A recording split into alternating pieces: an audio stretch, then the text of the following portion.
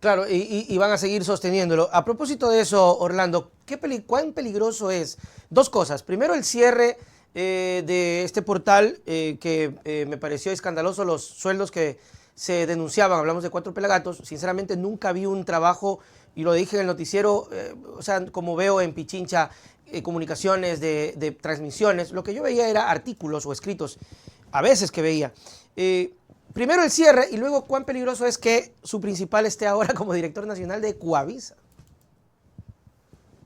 A ver, ahí hay dos niveles de análisis. La primera, Pelagatos nunca fue un medio de comunicación, Claro. nunca fue un espacio de procesamiento periodístico de la realidad, sino un aparato político muy bien aceitado por lo que ya se ha revelado, por lo que se reveló el año pasado, pero como la otra prensa no le parabola esas revelaciones, obviamente que se creen impunes.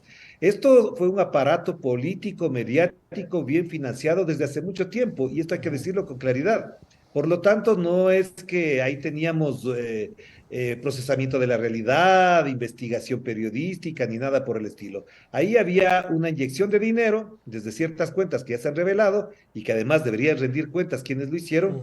Y lo segundo, que José Hernández, a quien yo considero y respeto como un trabajador de la comunicación, yo trabajé con él en el diario El Comercio, entiendo muy bien su lógica periodística y al frente de Coavisa me parece que va a repetir y reproducir lo que intentó hacer con la revista Vanguardia, lo que intentó hacer en el diario Hoy, al que prácticamente él lo sepultó, prácticamente lo dejó cerrado y ya acabado.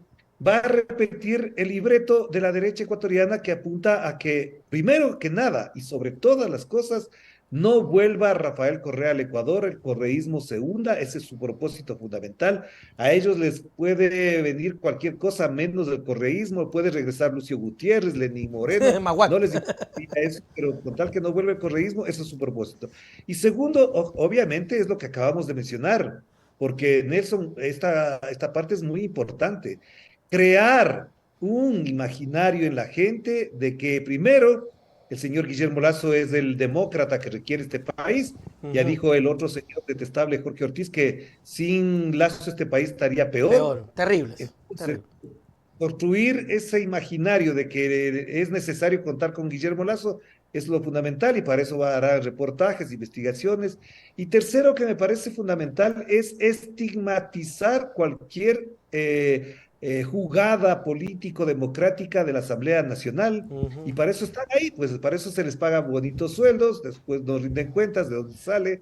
Sabemos perfectamente en muchos casos, no sé si en el caso de José Hernández, que los pagos no se hacen precisamente en el Ecuador, pero ya sabemos que efectivamente ese es el modus operandi para tener periodistas serviles a la causa de la derecha ecuatoriana y latinoamericana. Pero hay una cosa que es importante acotar.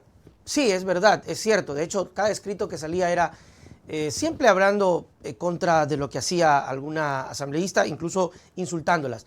Y la misión siempre fue evitar, evitar, evitar, evitar, evitar, evitar, pero volvió. O sea, hay que ser recontra que ciego e ignorante para no darse cuenta que de una u otra manera el correísmo volvió. Ganaron, o sea, ganaron las principales ciudades, las principales prefecturas y volvió. Entonces, esto sería como una especie ok, volvió, pero hay que apuntalar ciertas cosas para que no llegue lo macro que sería el 2025.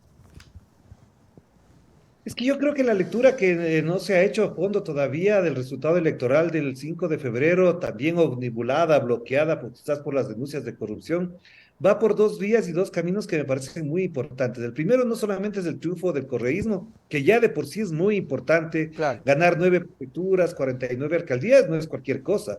Eso los analistas deberían pensarlo más. Los propios Pelagatos y otros más deberían pensarlo de otra manera, incluso hasta por honestidad intelectual, sino que el resultado del referéndum, las Claro. preguntas que plantearon, que ya estaban viciadas de constitucionalidad, fueron rechazadas por una mayoría que en promedio votó un 55% en contra de esas preguntas. Y este resultado es muy importante porque no solamente que es el castigo a Guillermo Lazo, sino que también es el castigo a dos poderes fácticos en este país. El uno, evidentemente, la Embajada de los Estados Unidos, que como se ha denunciado por parte de la señorita Micaela Andrade, Oh, fue sí. una imposición de la embajada, dos o tres preguntas de la consulta popular. Entonces, me parece que eso es muy, muy, muy importante. Dos, me parece que también es un castigo a todo ese aparato propagandístico que tiene el gobierno que quiso deslegitimar a la asamblea, que quiso deslegitimar a los partidos políticos y por supuesto el uso protervo de los temas del movimiento indígena y de los ecologistas en las preguntas 7 y 8 es un Ujú. castigo rotundo. Si eso no lo leen, si eso no lo entienden, entonces me parece que están viviendo una realidad que a la larga o a la corta les puede convertir en una vergüenza histórica.